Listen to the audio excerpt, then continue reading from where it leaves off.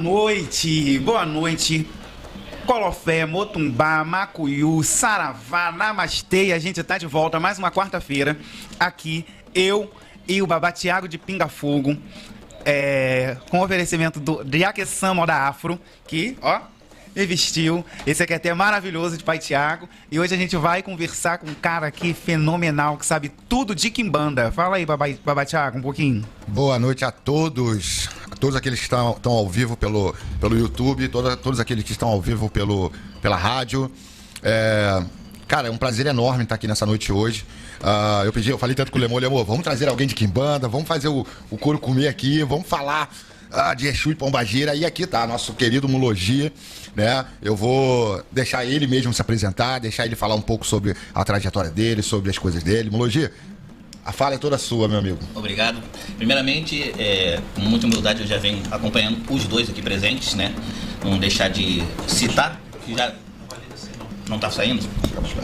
E agora sai? Agora foi. Então, primeiramente, com muita humildade, eu já venho citar que eu já acompanho também o trabalho dos dois, né? Que, inclusive, o Lemor já acompanha há mais tempo, né? Gosto da didática com a qual eles abordam. E agora eu vou me apresentar. Meu nome é Mulogia, né? Nome normal é Marcelo Silveira Arantes, né? Eu fui iniciado na Quimbanda Malay em 2 de novembro de 2001, na cidade de Santa Maria, no Rio Grande do Sul.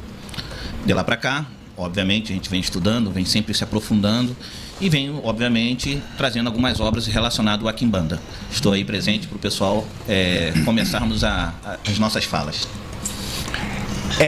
Mulogia, também já tive aí o prazer de te entrevistar outras vezes. A gente tá junto, acompanhando seu trabalho. De vez em quando a gente, nessa correria de vida, consegue aí se esbarrar, se encontrar. Isso. Essa alegria de estar aqui com você hoje. E hoje a gente vai sugar os seus conhecimentos de quimbanda. E há muito tempo aí as pessoas têm muitas dúvidas. Na rede social cresceu muito a disseminação, né, de se falar de quimbanda, e é tanta coisa que a gente ouve.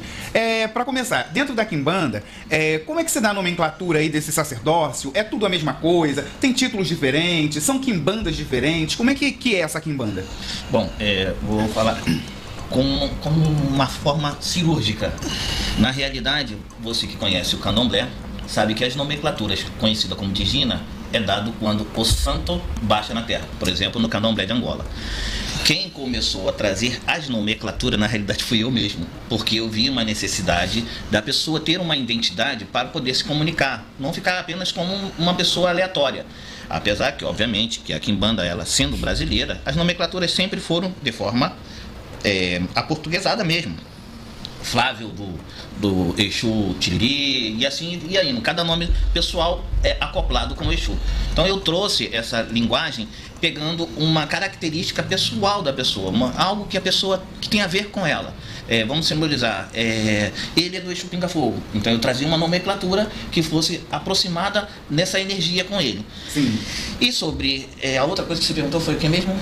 Se existem níveis de sacerdócio, como é que funciona o quimbandeiro, né? No caso, ele é chamado o quê? É mestre, é tata? Tem diferença? Na realidade, todo quimbandeiro, ele é um mestre por si só. Sim. Né? Quando ele é iniciado, a partir daquele momento, ele já é um mestre. Só que, obviamente, muitas pessoas ainda não têm a experiência de muitos anos para poder praticar e pode não conseguir resolver todos os problemas, não só dela mesma, mas como de outras pessoas também.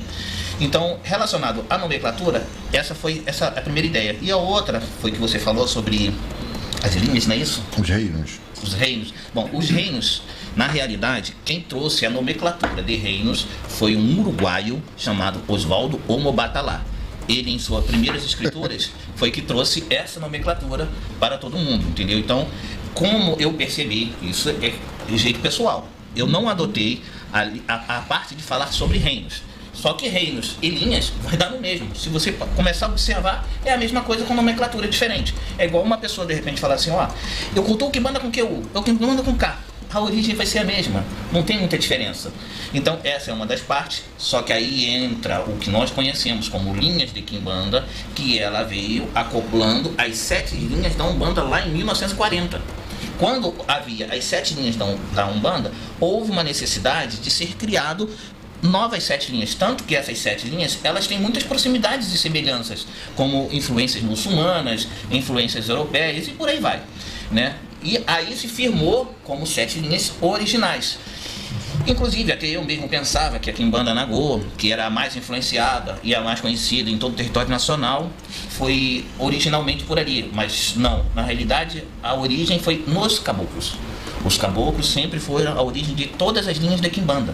E isso você pode pegar comprovadamente em acessos a vários livros, como por exemplo, Exu Arranca-Toco. Aí você vai ver lá que existia, antes de existir o Exu Arranca-Toco, existia o Caboclo Arranca-Toco. E aí você vai ver vários outros caboclos que foram feita uma fusão e entrou como Exu. Porque além das linhas serem criadas, foram necessários criar novas nomenclaturas. Porque o preto banto, você vai ver que eu não costumo dizer a palavra negro. Como dizia Nabi Clifford, que é um cantor de reggae africano, a palavra negro ela tem um sentido muito negativo. Então eu gosto de falar a palavra preto. O preto, banto, perceberam que no território nacional, no Brasil, existia uma ancestralidade. E eles passaram a dar nomenclaturas, fazendo uma fusão da língua portuguesa com aquilo que eles viam. Por exemplo, nós conhecemos Exu Mangueira. Todo mundo conhece Exu Mangueira. Só que Exu Mangueira não existe na África. Mas o preto banto percebeu que na árvore da mangueira havia ancestralidade. Aliás, ele percebeu não, ele já sabia que existia ancestralidade ali. E ali ele deu essa nomenclatura. E assim foi dando a nomenclatura, e essas nomenclaturas foram tendo influências não só iorubânas, quanto da língua portuguesa mesmo. Porque você veja bem, todo mundo fala da Maria. É Maria Padilha, Maria isso, Maria Mulambo, Maria não sei o que. É uma influência portuguesa. Porque lá na África, em Cabinda, havia um culto a uma entidade, um inquice chamado Madia Mabiala, que se transformou Maria Padilha. Madia Padilha Mabiala. Esse preto que falava o idioma Kiuoio não conseguia pronunciar aquele idioma português. Então, com a influência dos jesuítas em cima de uma cultura que já existia, foi entrando as nomenclaturas. E aí foi se transformando e vendo o que nós vemos hoje. Outro detalhe interessante há de se perceber, que a palavra Umbambo Ungila, do Quimbundo, e a palavra Umbambo Unzila, do Kikongo, elas são provenientes de um inquice banto. Esse inquice banto era um inquice do caminho, e tanto masculino quanto feminino, no mesmo fundamento. Isso já era comum ainda na África. Quando a pessoa ia fazer o seu assentamento, ela, numa única ritari, que nós conhecemos a pedra, numa única pedra era acoplado as duas energias. Só por quê? Por causa da influência muçulmana ainda na África, muito masculinizada. E depois, com o tempo, ao entrar as influências no Brasil, que foram se subdividindo, e essas organizações, que logo após a abolição da escravatura, cada um começou a trazer as suas nomenclaturas e colocar essa, digamos, uma pequena organização. Porque todos os cultos brasileiros têm origem lá atrás dos calundos. Tanto o candomblé veio dos calundos, a quimbanda veio dos calundos, a umbanda veio dos calundos. Então, vocês conhecem um ogé chamado Bang Boché. O Bang Boché foi o primeiro homem que começou a organizar os cultos, diferenciando eles e fazendo uma melhor organização. Porque já naquela época, havia digamos, uma bagunça em que cada um fazia o que queria. Então ele começou a reunir os melhores feiticeiros, as melhores pessoas dentro da religião para organizar o que chamamos hoje de candomblé. Posteriormente, com o tempo, a umbanda e também a quimbanda. Só que a quimbanda sempre ficou à margem. Ela sempre ficou, na verdade, à margem da sociedade. Agora, vamos lá. Muita informação. Eu guardei aqui tudo, mas aí eu vou dissecando, a gente vai dividindo pra gente chegar lá. O senhor falou sobre a questão do Exu Arranca-Toco, e o Caboclo Arranca-Toco. Muito é se dito por aí, que seria... Eu já ouvi muito quando eu era mais jovem, Ah, não, o meu caboclo, depois da meia-noite, vira Exu. Qual é o nome do seu caboclo? Arranca-Toco. Esse personagem é um só? Ou ele se divide? É um caboclo e um Exu? Aí você vai observar, vamos fazer uma analogia como nós seres humanos. Quando a gente pega uma pessoa muito jovem e a gente vai moldando conforme a nossa cultura, entendeu? Então, por exemplo, quando você entra dentro do culto iorubá, você vai acostumando com aquela linguagem, vai doutrinando aquela linguagem. Os espíritos também entram nessa linguagem. Então, por exemplo, existe possibilidade, sim, de um caboclo virar para um Exu, entendeu? Porque a origem já era ali, já era o caboclo. Tanto que vocês podem observar que é uma coisa que vocês não precisam acreditar em mim, mas pode observar, que uma das maiores, os maiores sucessos de vários sacerdotes eram no caboclo. O caboclo comandava a casa de candomblé, o caboclo comandava aquela casa de umbanda. Só que agora estamos numa época em que o Exu, ele está comandando. Quem está comandando é o Exu. Então, a fusão do caboclo para Exu é muito aproximada. Faz sentido. Dependendo de como você vai fazer o assentamento, esse espírito, ele vai se adaptar àquela cultura. Por exemplo, o mesmo arranca-toco dentro da Umbanda, ele é doutrinado àquela suavidade, ele é doutrinado daquela maneira. Se ele entra na linha dos caboclos quimbandeiros, ou dentro da Jurema, ele vai adquirir uma outra forma, porque ele vai se adaptando àquela cultura. E se ele entra para dentro de uma quimbanda, aí dentro dessa quimbanda ele vai se adaptando àquela cultura. E se for, por exemplo, dentro da quimbanda Maré, ele já entra com uma outra fusão. Então, o espírito, pela nomenclatura, é aquilo. Mas na hora que ele adentra dentro da fundamentação, ele já vai começando a ter diferença. Por isso que nós vemos, por exemplo, um Exu Marabô, que de repente em um lugar ele se apresenta diferente do que ele se apresenta no outro estado. Sim. Você vai ver um Exu Marabô no Nordeste de uma maneira, no Rio Grande do Sul de outra maneira, no Rio de Janeiro de outra, em Minas Gerais de outra e em São Paulo de outra. Ele vai ter uma diferença, né? Sim. Que é cultural mesmo, né? Cultural, totalmente cultural. Eu tenho uma dúvida que é genuína e acredito que seja a dúvida de muitas pessoas também que não conhecem a fundo a quimbanda, né? Em alguns momentos você tem falado aqui dessa ancestralidade muito brasileira ligada aos caboclos, mas a gente ouve falar muito nos daimons, ou né, tem essa mitologia também, que é cristã, então, que vai falar de Lilith. É tudo a mesma Umbanda? É a mesma quimbanda? É tratado? É a mesma linha? Ou são linhas de quimbanda diferentes? É comum a todas? O que é? Então, em 2007 eu lancei esse livro aqui. E através desse livro que foi toda a influência do que acontece hoje falando sobre a cultura banto. Isso sem a parte da demonologia. Aonde entra a demonologia aí? Dentro da Quimbanda Maré, a qual eu faço parte, em 2001 nós fazemos pacto. Sim. Só que pacto com alguns tipos de daimons que são sincretizados dentro da cultura.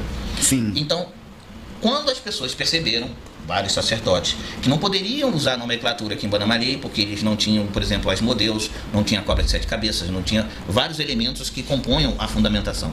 Então, aí começou-se a criar uma nova nomenclatura, que a gente vê aí como Quimbanda Luciferiana, ou Quimbanda, diversos tipos de Quimbanda, a qual começam a fazer a fusão, só que nem todas as Quimbandas têm fusão com daimons. Por exemplo, Lilith. Se a gente observar pela nomenclatura, uma divindade do culto cananeiro chamado Lilith, ela não tem a ver com a Quimbanda, entendeu? Mas algumas pessoas não quer dizer que elas não possam cultuar no momento em que elas citam que são Quimbanda Luciferiana. Entendi. Entendeu? Então, por exemplo, aí onde entra um detalhe bastante profundo que a gente precisa esclarecer assim: quando uma pessoa cultua um Exu de Quimbanda acoplado com um demônio, ela pode usar de diversos tipos de cultura. Ela pode de repente dizer: olha, eu sigo a linha da Quimbanda com fusão do Aleister Crowley, onde vale que é tudo da lei. Só que aí, aquele sacerdote, ele tem que se responsabilizar pelo aquilo que ele está cultuando. Porque se você fugir muito da Quimbanda e deixar que a influência europeia entre em toda a sua cultura para dentro da Quimbanda, você vai perder a essência.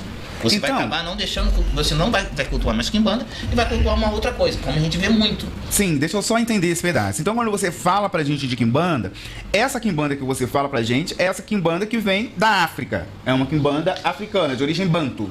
É isso? Vou chegar lá. Então, eu cultuo uma Quimbanda de origem banto com fusão com daimon.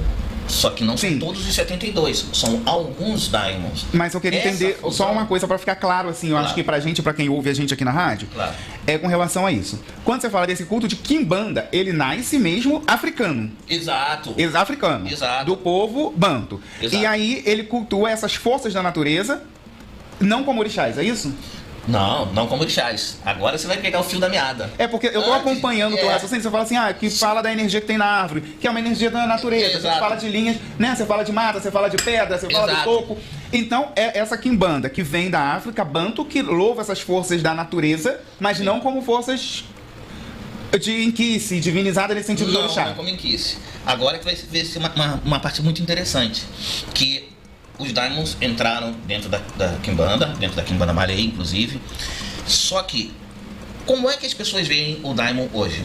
como aquele espírito que justamente é conhecido por toda uma maioria como um demônio apenas negativo.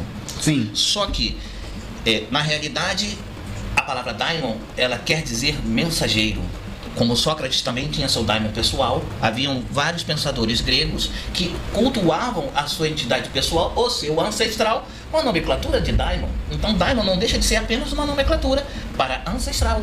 Então, cultuar o Exu com a nomenclatura de daimon também não vai ser diferente de estar cultuando uma forma de ancestralidade. Sim. Aí é onde entra esse tipo de ancestralidade. Conforme é a fundamentação, é que você vai trazer ou uma energia familiar ou uma energia muito antiga, ancestral, para dentro do culto.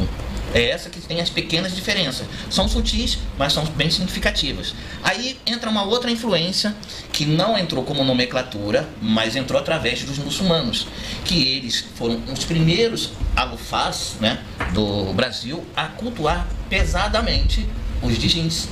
Só que a influência europeia foi muito mais forte, né? Que aí a nomenclatura de daimon acabou se sobressaindo através dos jesuítas, porque eles influenciaram toda uma cultura que nós hoje cultuamos como africana. Sim. Muitas coisas foram influenciadas a tal ponto que elas ficam até imperceptíveis dentro do culto. Tem coisas que você sabe, e ele sabe também.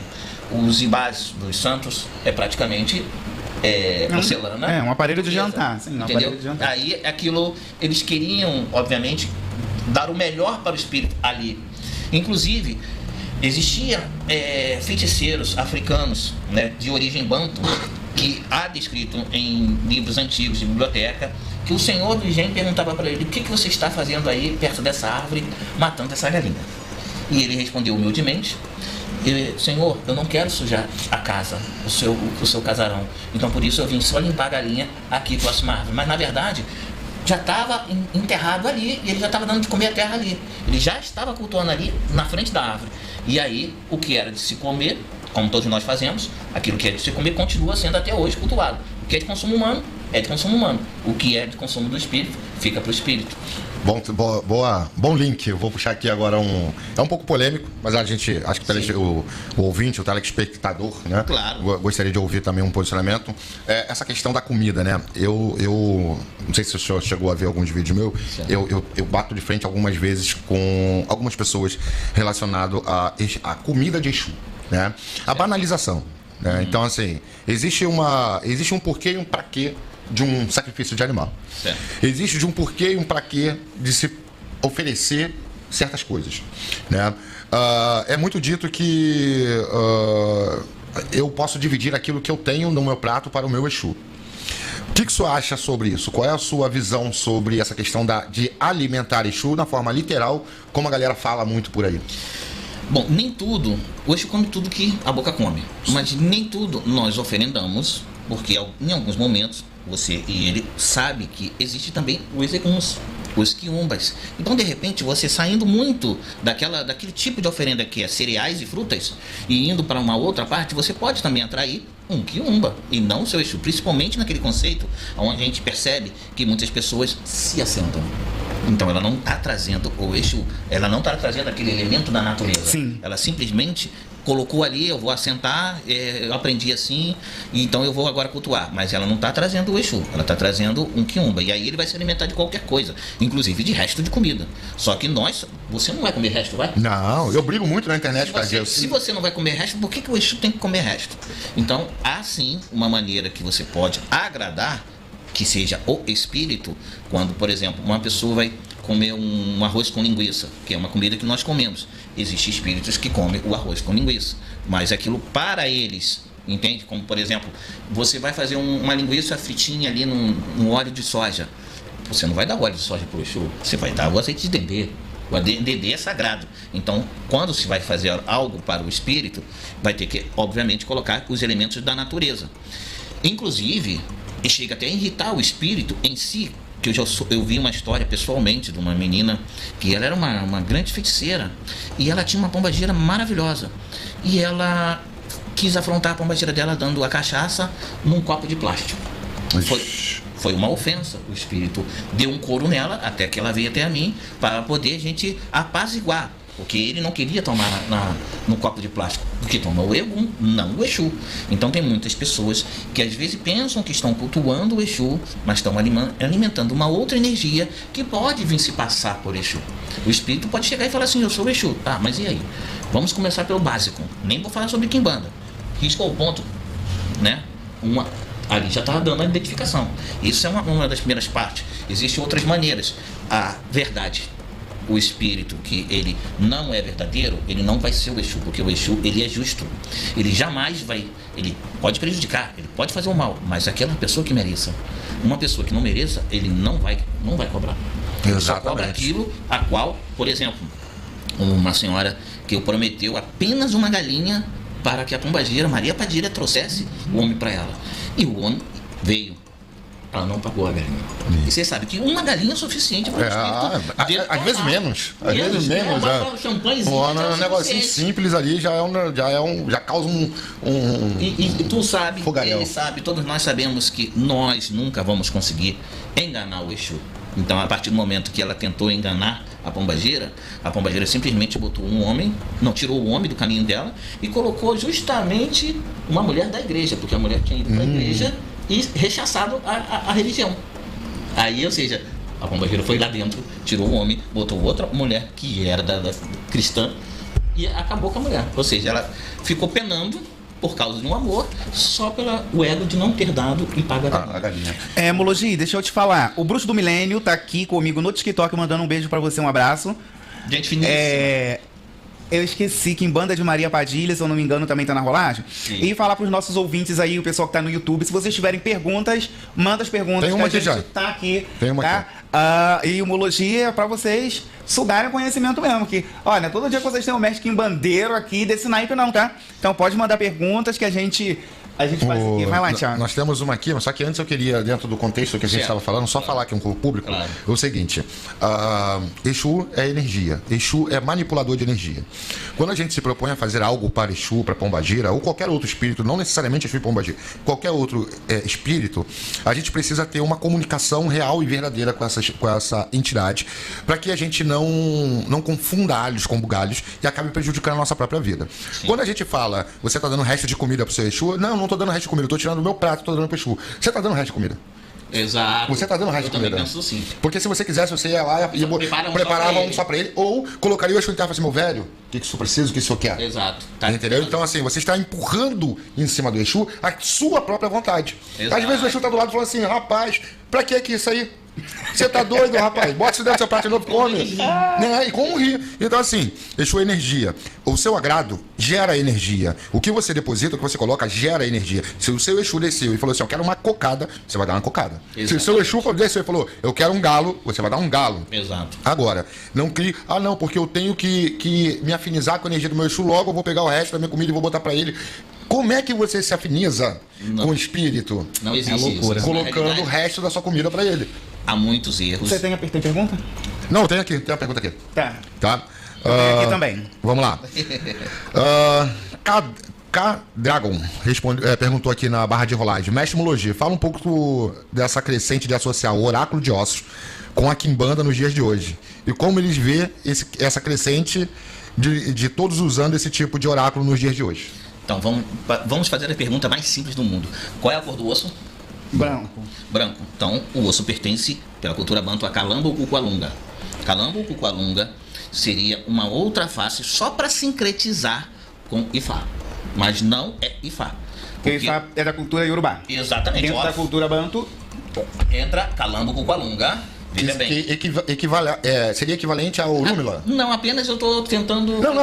Seria equivalente ao Orúmila, tá? Isso está apenas sincretizando, porque no oráculo de osso, né, ele só lê até 226, não vai até 256, como é feito pelo Ifá. Então veja bem, quando uma pessoa hoje pega e começa a dizer que está falando com o seu ancestral, ela não está falando com o seu ancestral, está falando com algum quiumba, alguma coisa ali, entendeu? E muitas das vezes, em sua maioria das vezes, não tem nenhum acerto. Você pode observar aí, em sua maioria, quem é que chegou aí e fez uma previsão, por exemplo, como eu estava falando num vídeo agora, há pouco tempo. Você joga o oráculo de osso, então faz a previsão aí da Copa do Mundo. Quem vai ser campeão, vice-campeão e terceiro lugar.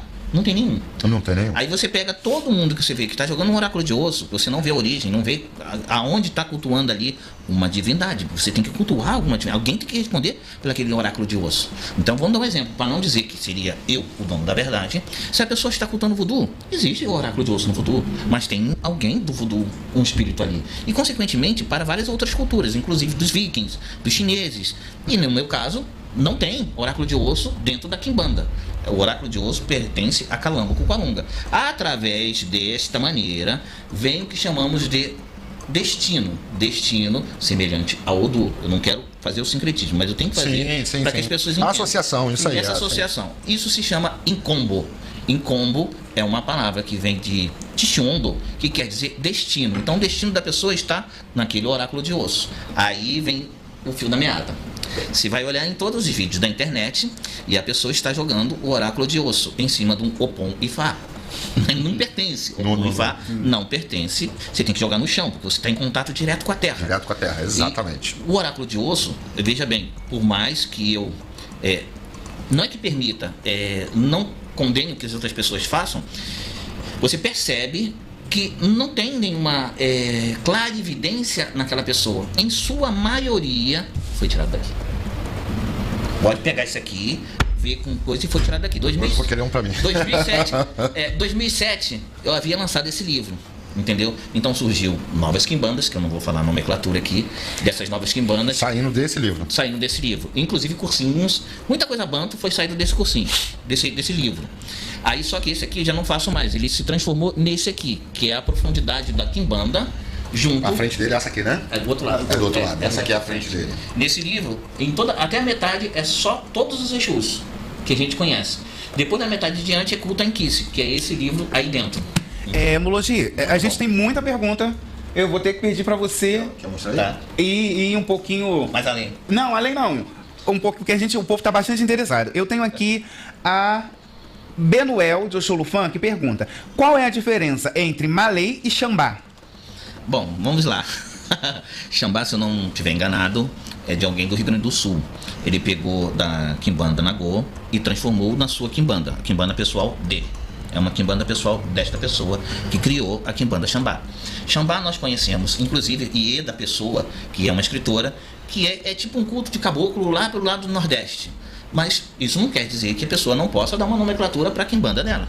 Só que a quimbanda Xambá é uma coisa, a quimbanda Malay já é outra pegada. A quimbanda Malay ela já vem desde o princípio já com culto ao demônio. Inclusive, a gente muitas das vezes fazemos algo que não se vê por aí, que é quando você vai assentar numa pedra e a fumaça sai da pedra. Assim, não é uma mágica, entendeu? É algo que acontece naturalmente com esses elementos da natureza. É feito como se diz assim, uma velação antes dos primeiros 7 dias. Depois dos primeiros 7 dias é a hora que a gente começa a fazer os rituais dentro da Quimbanda Malay. Após os 7 dias é que nós vamos fazer o pacto. Então a Quimbanda Malay é completamente diferente da Quimbanda Xambá. A Quimbanda Xambá é um culto Nagô, de Quimbanda Nagô. Não tem problema, não tem nada de errado a pessoa fazer do seu culto uma nova nomenclatura. Só que você pode observar que lá atrás a origem era essa. Se perguntar quem era o avô, quem era o bisavô, ele nunca usou esse termo. Ele usava outro termo, que inclusive era um termo de nomenclatura para todo mundo. Ninguém sabia que linha cultuava.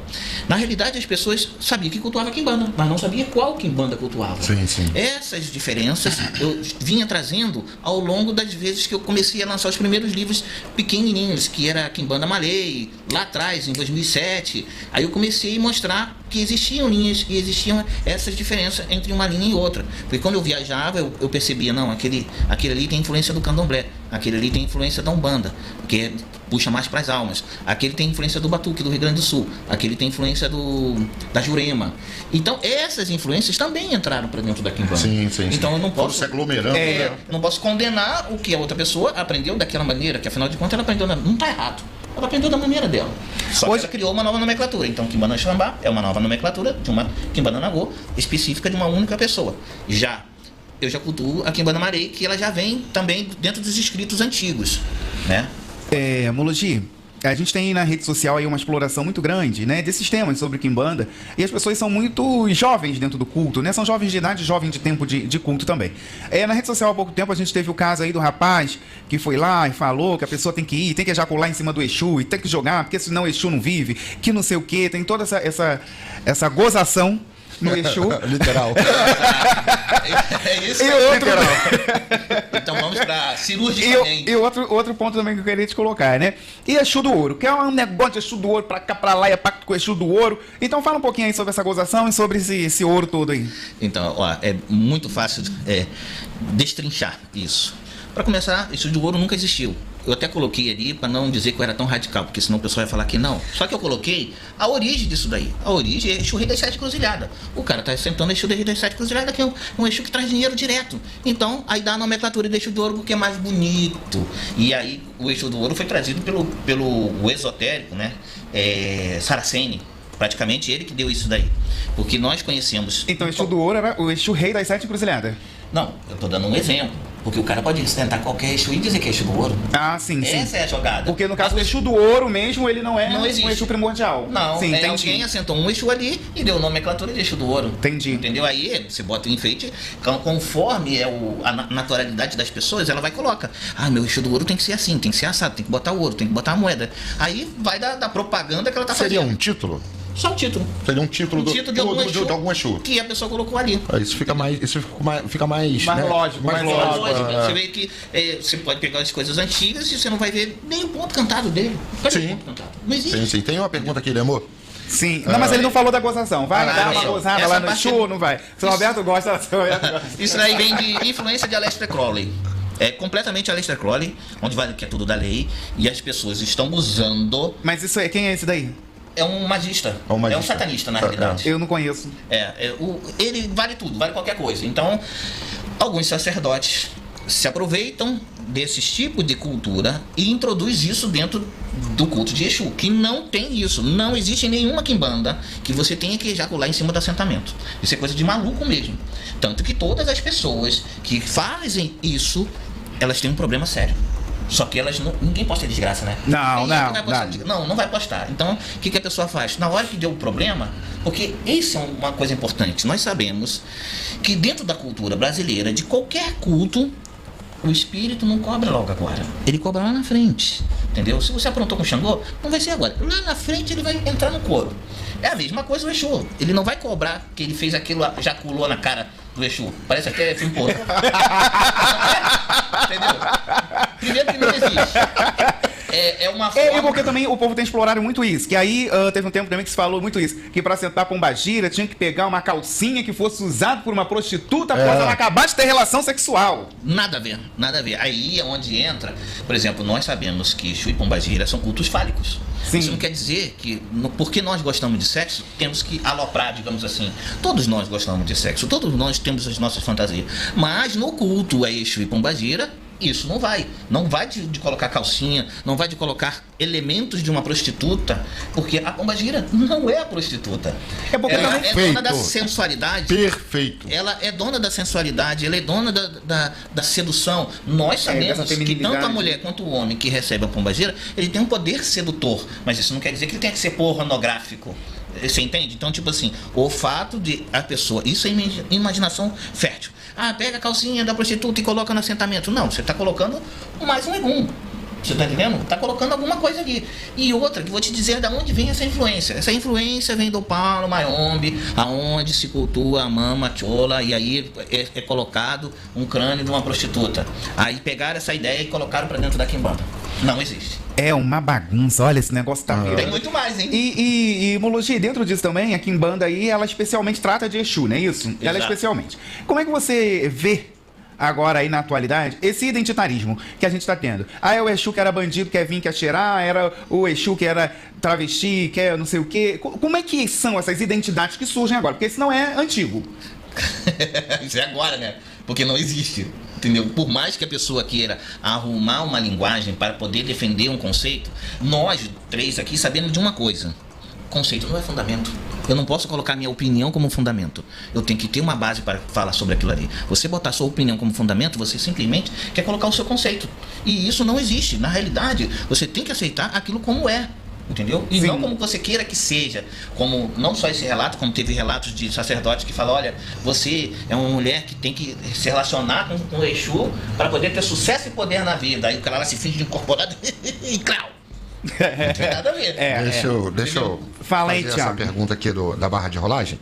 Vinícius Cavalini, 857, pergunta. Meu falecido pai, toda comida que era feita para a festa colocava nos pés de Exu. Exemplo, comida da festa era churrasco. Ele fazia um padê, colocava o churrasco mal passado e dava Exu. E dava Exu. Aí ele faz uma segunda aqui. A primeira remessa, antes de qualquer um comer. Essa prática estava correta? Estava. Pior que estava. Aí, vamos lá, bem profundo nisso. Até hoje no candomblé também, se tiver um bolo, o primeiro pedaço é do herê, né? Todo mundo tira. Até na festa de candomblé pública mesmo, Então tira, o correto bota seria em- a primeira e não a Isso, sobra. é a primícia. Então vamos lá para a profundidade disso daí, que é bem profundo. No princípio eu vou falar na linguagem banto, né? Em vez de eu falar Deus, eu vou falar um zambi. Um zambi tinha dado todos os atributos para um espírito chamado Luvuia, que é a corruptela no Brasil, é Aluvaiá. Aluvaiá era dono do raio, era dono do rio, era dono disso, era dono daquilo, era dono de tudo, do ferro, de tudo. Um zambi começou a tirar esses atributos de Luvaiá e começou a dar para as divindades, né? E aí ele ficou sem atributo. Como ele ficou sem atributo, ele começou a comer os seres humanos. Quando um zambi começou a perceber que Luvaiá começou a comer todo mundo, ele passou é como se fosse decretar uma lei em que Luvaiá comesse primeiro do que todo mundo, porque daí é onde vem a origem que o Exu come na frente de todo mundo. Por isso que o Exu come primeiro. Ah, perfeito. Seria Então, essa- praticamente Exu.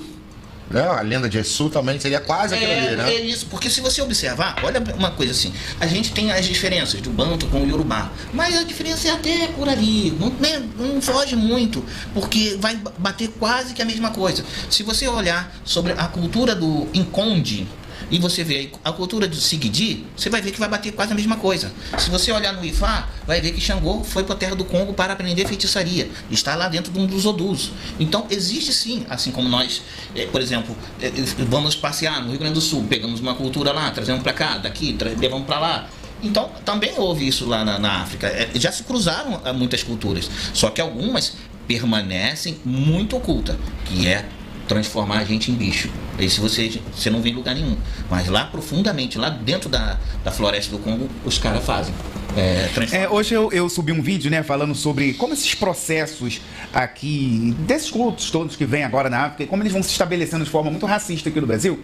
E eu fiz esse recorte, né, de como os intelectuais mesmo, brancos, sociólogos, antropólogos, eles também, de alguma maneira, foram eles quem elegeram a cultura Yorubá nessa supremacia, porque eles não entendiam essa cultura banto, achavam que a cultura banto não tinha muita lógica na cosmologia, então eles começaram a ler, que eu falo assim, né, interpretar aquela cultura como uma cultura mais atrasada, mais animalesca, e foi fazendo da cultura Yorubá, que era uma linguagem de repente mais próxima do entendimento deles, eles viam como uma cultura mais evoluída. Então, embora aqui no Brasil a gente tenha uma influência na nossa cultura, que ela é muito mais banto, na linguagem, em tudo, o povo banto chegou primeiro, os conhecimentos banto chegaram primeiro, influenciaram muito mais a nossa cultura, mas também houve esse apagamento, porque os próprios intelectuais, eles fizeram esse apagamento da cultura banto, né? Exato, tanto que você observa o seguinte... Deixa eu cortar aqui rapidinho. Então hoje, toda vez que a gente fala da cultura, a gente precisa sempre estar igualando a cultura Yorubá para as pessoas entenderem, mas Exato. muitas vezes não é da cultura Yorubá para a cultura banto. Exato. É ao contrário, é da ao cultura contrário. banto para a cultura Yorubá. É que os Exatamente. intelectuais fizeram esse favor de apagar a cultura. Apagar a cultura. E isso é proposital? Por que é proposital? Porque os historiadores acadêmicos, muito antes de 1800, eles já introduziam o máximo que pudessem da cultura iorubá, porque os iorubanos eram mais organizados e registravam tudo o que escreviam. O banto não. O banto agora que vem a profundidade. É eles que trazem a ancestralidade do princípio da civilização. Aonde está o princípio da civilização? Vamos lá. Vou Como dar uma... povos mais antigos que você fala. Exato. Há muitas linguagens banto é proveniente do hieróglifo egípcio. Se você traduzir o nome das divindades do Egito, você vai ver que elas estão traduzidas para o grego. Agora, quando você busca a pronúncia original, você vai ver que está muito próxima do Banto, do Congo, do Kikongo, da linguagem que era deles mesmo. Então, por exemplo, vou dar um exemplo simples. Anubis, que todo mundo conhece, é uma divindade egípcia, mas o nome dela é Ampungu. Ampungu se vê como um Zambiampungu dentro da cultura Banto. Então, por essa nomenclatura, você já vê Mutu. Mutu quer dizer ser humano. Mutu também está no hierógrafo como ser humano. Então, quando você começa a pegar algumas palavras e hieróglifos, que quando vai traduzir, a pronúncia vai dar a mesma do Kikongo ou dos idiomas Banto. Sim, a gente tem aqui no Brasil também, né, dentro desse processo aí do apagamento dessas culturas, que o povo Banto era um povo mais revoltado, assim, nessas revoltas escravagistas, Sim. Né, então era considerado um povo menos domesticado, um povo mais difícil de domesticar, né? Então tem essa contribuição também histórica aí que acaba criando uma certa antipatia, assim, como um povo mais rebelde. Nós temos aqui com mais uma pergunta. Hoje a barra de rolar está fervendo. Tem mais duas aqui na realidade, mas aqui vamos por ordem, né? Certo. Tempo de Quimbanda da Maria Padilha. Ah, sim. Manda um beijão pra ela, minha iniciada. Imaginei que ela entrou na live falando, ô meu pai e tal. Isso. Mulogi, fala sobre sangue na cabeça para iniciar Exu. Como funciona? Ela botou umas carinhas de... Isso, agora... Eita! Vamos eu lá. não tô sabendo disso não, mas isso é uma prática de Quimbanda, essa é uma prática correta ou não correta? Como é que é isso? Então, agora, eu tenho certeza que vocês conhecem que dentro do candomblé, quando uma pessoa ela nasce para Exu, muitos sacerdotes dão ela para Ogum. Porque Sim. sabe que pode ter um problema muito sério. Isso, a pessoa que já nasceu para Exu. Aí vem a primordial parte. Exu é dono do quê? 2 caminhos. A palavra já diz, é 2 caminhos. Sim. É mãos e pés. Não tem nada a ver com cabeça. O culto ao Ori sempre foi muito difundido dentro dos Yorubanos. Sim. Entendeu? Dentro da parte do candomblé de Angola, Kibane e Mutuê. É o Mutuê que se cultua. Sim. Então, aonde que fica as divindades no momento? Ah, mas eu não cultuo divindade, eu só cultuo Quimbanda. Mas não pode mexer na cabeça da pessoa. A pessoa, no máximo que um sacerdote de Quimbanda pode fazer, se ele não tiver outorga para mexer na parte espiritual de divindades, seja Vodum, Orixá ou Inquice, ele vai ter que só dar banho de ervas. Ele não pode dar banho de sangue na cabeça da pessoa. Porque todas as pessoas que aparecem na internet, você pode pegar aí, vamos botar aí 2 anos só. Pega essas pessoas e mostra ela vindo dando o seu depoimento. O depoimento delas serão iguais. Entendeu? Todos foram destruídos. Todos de alguma forma se arrebentaram. Porque a cabeça dela não foi feita para isso. Então o sangue, nós sabemos, o sangue já é quente, Exu já é quente. Aí você vai esquentar o quê? A cabeça de uma pessoa. E aí, aonde é que fica? Agora entra uma coisa profunda. Esse sacerdote que irresponsavelmente faz o sangue na cabeça, eles são cobrados pelas divindades das pessoas a quais eles tacaram o sangue na cabeça. Então vou dar um exemplo. O cara fez o homem de Xangô. Aí ele foi lá e deu o cara pro Exu, né? Ele não tá achando que ele é mais forte do que o espírito. Sim.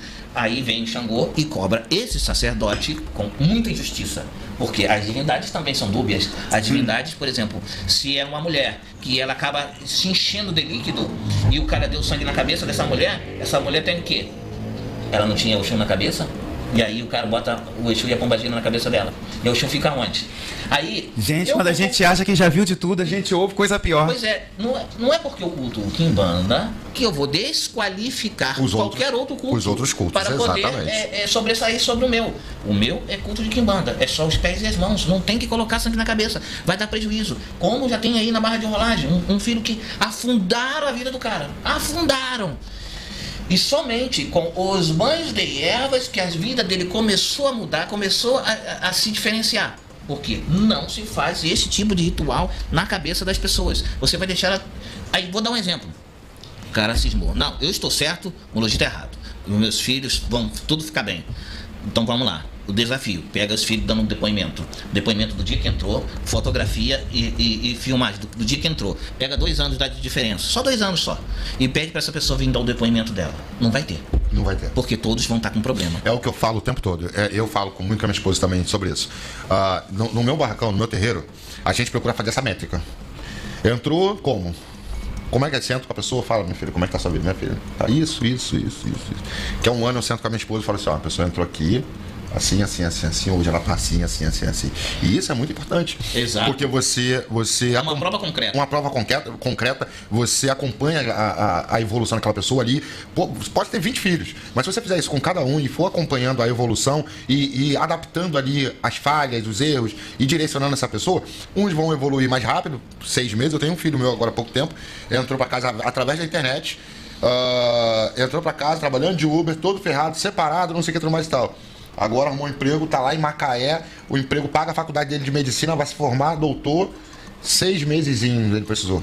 Porque o Exu corre na frente. Corre na frente. O Exu, ele justamente, ele abre o teu caminho, ele não vem trazer o milagre, ele abre o seu caminho e você vai caminhar. Se a pessoa, como você citou, ela buscou, ela correu atrás disso, por isso que ele abre o caminho e ela vai trilhando. É isso. Aí é onde entra de novo a cabeça, porque não é bom cultuar, porque estão introduzindo rituais como o aribibó do batuque do Rio Grande do Sul na cabeça da pessoa, estão introduzindo curas na cabeça da pessoa, ou seja, não demora muito, ela afunda. E muitas das vezes, que agora vocês vão entender, eu estava quase fugindo da linha de raciocínio, todos nós temos algo em comum. Quando assentamos, o Exu vai fazer a morada o quê? Na pedra. Ele vai fazer a morada no assentamento. E como é que você vai colocar o assentamento na cabeça da pessoa? É isso. Aí você está o quê? Tirando a vida da pessoa e botando o Exu em cima da cabeça dela. Ou seja, ali pode muito bem nem vir mais o Exu. Ali pode vir uma outra energia, um quiumba que vai se alimentar. Então ele vai dar um upzinho na vida da pessoa, mas daqui a pouco, bum, assenta. A pessoa acaba se dando mal. E isso eu estou sendo até positivo de dizer que deu um upzinho. Que muitas das vezes já afunda direto. Afunda direto. Não dá nem uma semana já a pessoa já começa a cair. E A aí, gente vai... Desculpa. Desculpa, a narrativa que muitos falam da quimbanda, você tem que fazer isso porque você é testado. Não, tá tirando a responsabilidade. Ele botou o sangue na cabeça da pessoa, não quer assumir. Porque o Exu, ele não é milagroso, ele faz um milagre. Se você assentou a pessoa, ele vai dar caminho. E o caminho tem que ser rápido. Se não tá dando um caminho rápido, é porque tem alguma coisa errada com quem fez. Exatamente. Perfeito. Não, a gente vai fazer um pequeno intervalo, né? Isso. A gente vai fazer um pequeno intervalo e na volta, Molote, já vou ver uns temas aí forte pra gente discutir, que é o uso dos animais, né? É lugar que um corta porco, outro corta pata, outro dá um galo, codorna. Podemos dar um bar Não, aqui, né? vamos pro intervalo na volta, só pra deixar um Sem gostinho. esquecer que a gente também volta com a Boca de Exu. Exato. Que é um quadro nosso. Só pra deixar um gostinho aqui enquanto tem o intervalo, o pessoal que tá aí assistindo a gente, não foge, não vai embora, que a gente vai estar falando sobre isso. Qual é o peso, a representatividade desses animais aí dentro dos cultos. Vamos falar um pouco sobre emulação. Fica com comercial com o nosso patrocinador, Aqueção Moda Afro. Aqueção Moda Afro.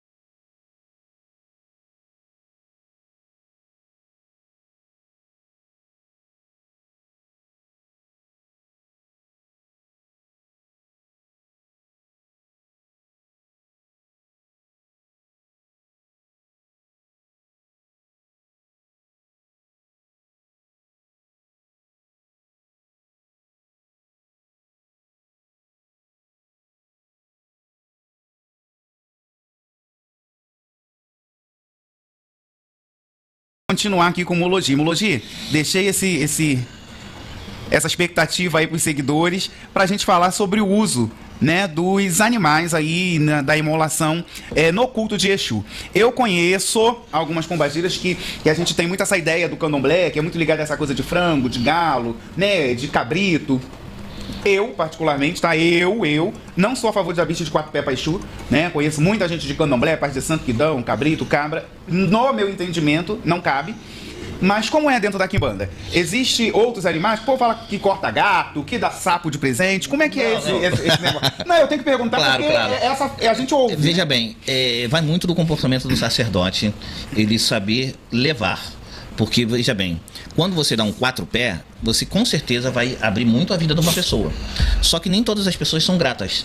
Então, em geral, antigamente, os sacerdotes, né, costumavam dar as aves para, como se diz assim, encostar o espírito e aos poucos a pessoa saber lidar com aquela energia que ela já traz. Sim. Então, por isso que não é errado uma pessoa iniciar, obviamente, com aves. Entendeu? Sim. Mas como eu cultuo, eu nem mesmo inicio com cabrito. Eu inicio direto com porco. Por que o porco? Porque o porco pergunta que eu respondo. Sim, porque o porco. Então, o porco ele fuça para frente. Dentro da Quimbanda Malay, sim, né? Como a gente cultua demônios, então o porco ele vai representar justamente o demônio. Ali vai estar a fundamentação, que inclusive nós cultuamos alguns animais adentram dentro do fundamento que são diferentes do culto com cabrito. Então, há algumas quimbandas, para trazer uma energia de certa forma mais rápida, dão o 4 pé, uma cabrita para um pombagira, um cabrito para o Exu, mas é aquele detalhe. Não discordo de você, por quê? Porque uma pessoa que já cultua candomblé ou uma outra forma de culto, ela tem que dar primeiro o orixá, entendeu? Só que a proporção do que o Exu e a pombagira traz para uma vida de uma pessoa, não é de errado a pessoa poder cultuar já começando com 4 pés. Só que aí o sacerdote tem que analisar como vai ser o comportamento dessa pessoa, porque ela pode se deslumbrar demais e tudo que é muito fácil a pessoa pode não valorizar. E aí a pessoa, o sacerdote ou a sacerdotisa, vai ficar com aquela responsabilidade e a pessoa vai, entendeu? Então, sim, por isso que cada pessoa é um caso diferente. Olha, aquela pessoa ali, ela não está acostumada. Ela não vai conseguir aceitar melhor essa energia, entendeu? Ela vai... É uma revolução muito grande naqueles primeiros meses, né? Então, para algumas pessoas, é bom que ela comece devagar. Gato, em hipótese alguma. Geralmente, alguns feitiços maléficos costumam oferecer alguns animais, entendeu? Um sapo, por exemplo, você pode oferecer qualquer coisa que se mexa, desde o momento que você saiba que aquilo vai trazer para você. Vamos dar um exemplo. Você vai sacrificar um javali. O javali não é um animal brabo. Então, a pessoa que vai sacrificar um javali tem que ter certeza de que aquela energia, na hora que estiver voltando, ela saber segurar. Senão aquilo pode prejudicar não só o sacerdote, quanto as pessoas que vão iniciar.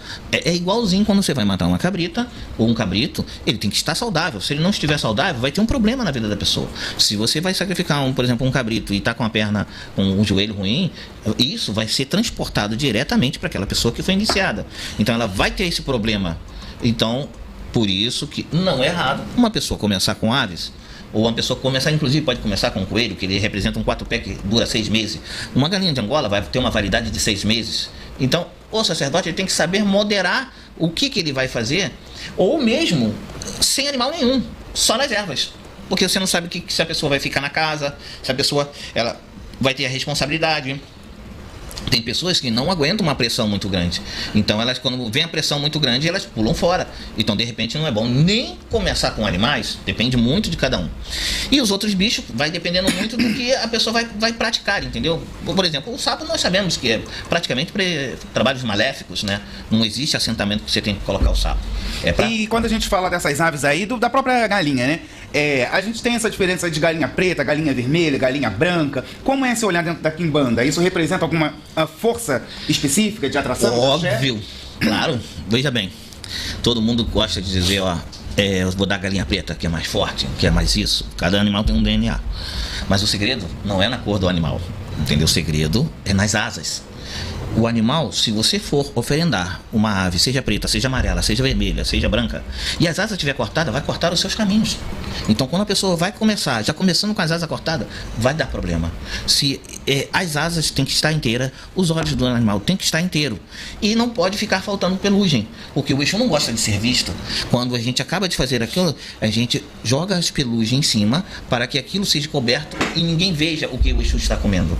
O Exu não gosta de ser visto e não gosta que vejam que ele esteja comendo. Então, a ave, dependendo da cor. Particularmente, eu gosto, por exemplo, um animal que faz uma pombageira, como a Maria Padilha, pular que nem pipoca e trazer dinheiro direto, é uma pata branca. Ih, pega a receita, hein? Pega a receita, pata hein? branca, por quê? O branco também simboliza o quê? Clareza. Quando a gente oferece uma pipoca, a gente quer clareza. Então, a pata branca, quando oferece para a Padilha, ela responde com muita rapidez. Entendeu? Porque para ela é uma dos seus prediletos. E se a pessoa quiser oferecer algo melhor, ela pode oferecer um fazão. Aí ela vai montar a coroa para poder ter um resultado melhor. Sendo que todos os animais, né, de caso penoso, com as asas cortadas, vai cortar o axé da pessoa. Uma pergunta. Existe alguma ave que não deve ser ofertada? Ou não deve ser ofertada em algum momento? Ou todas as aves são aceitas em todas as situações? Eu já cortei o urubu. Eu ia falar isso agora. Só que aí veja bem. Que eu ouvi uma história dessa.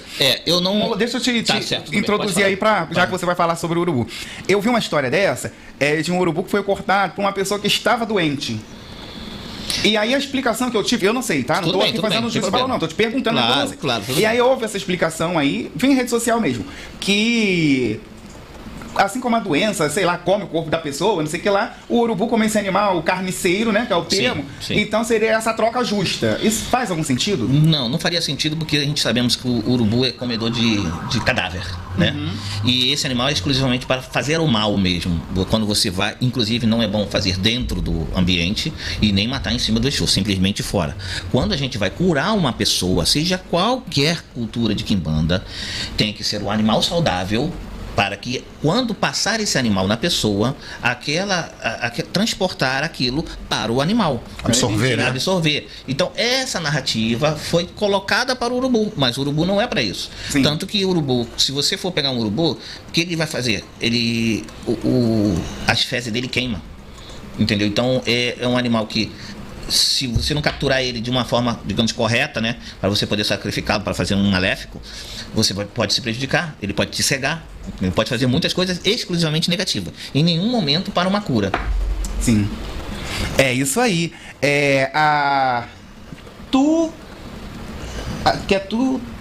Titu Avô tá perguntando para Maria Mulambo, né, o que seria aí um bicho de oferenda que deixaria ela feliz, e ela fala também sobre o porco, né? O porco não vive na sujeira, né? Aí... É claro, aí veja bem, ela tá certa no conceito de que o porco fica na sujeira. Aí entra um conceito que eu não posso impor para as pessoas. O porco realmente vive na sujeira, mas dentro da Quimbanda Malay, se não tiver sujeira, eu não tenho dinheiro. A esfera do Exu dentro da Malay tem que ser suja. O sangue, quando bate no chão, não pode ser limpo. Não pode passar uma água sanitária ali e limpar.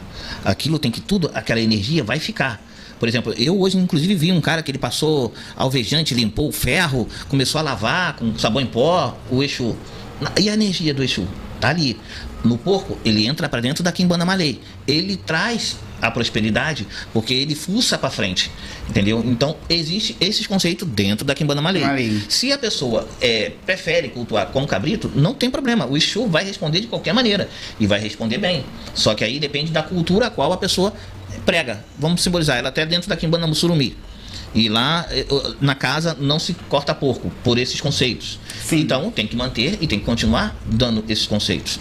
Agora, quando uma pessoa que não é da Quimbanda Malay e ela oferece o porco, ela que vai dizer o resultado. Porque o porco é o que realmente traz o mais forte para trazer prosperidade. O porco, ele em muitas culturas, ele é associado à prosperidade também. Sempre abundância, né? Abundância, come muito, se farta de comida, gordura e tudo mais e tal, entendeu? Certeza. Então faz muita lógica. Tem muita lógica. Eu tô aqui com mais uma pergunta, né? Sim. Candragon. Mestre Mulogi, vemos termos entrando na moda na internet. Como você vê o uso do termo baculo? Bacura é fácil até de responder isso daí. A corruptela, ela, veja bem, se você procurar sobre a África do Sul, vai ver que existe um nome de uma divindade chamada Unkulukulu. Unkulukulu, que vem da palavra Zulu, que é Unkulu, que quer dizer ancestral. Unkulu. A maioria dos idiomas banto, o plural está na palavra Ba. Então, Bankulu é a palavra correta para significar ancestrais. É uma palavra em plural. Bankulu. Como a corruptela vai se modificando, inclusive da palavra Marabô, ela também é uma corruptela da palavra Mavambo. Mas vamos continuar.